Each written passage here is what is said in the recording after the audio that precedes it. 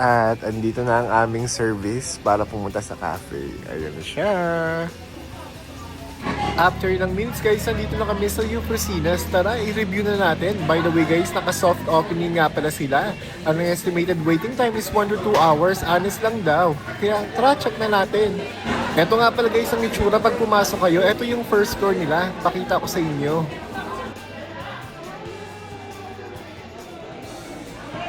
At syempre, ito nga pala ang menu nila. I-pause nyo na lang guys para makita ninyo, para makita, may idea na rin kayo kung pagkano yung food and drinks nila. Tara at puntahan naman natin yung second floor.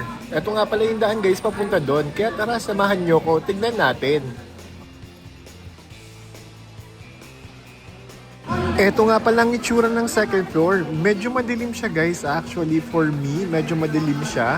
At mas maganda siguro kung may additional lights pa. Ang catch nga lang dito ngayon guys is since medyo maulan, napakadaming gamo-gamo.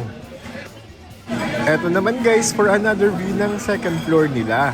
Napakadaming tables dito guys, kaya sigurado ma-accommodate kayo.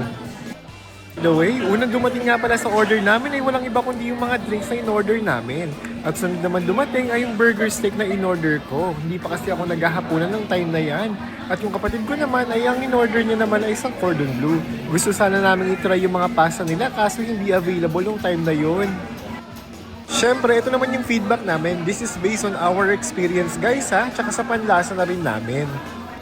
So by the way guys, alam namin walang reservation pero kung mag-usap kami ng staff at sabi ng staff is mare-reservan daw kami kaya ang ginawa namin, umorder na kami agad.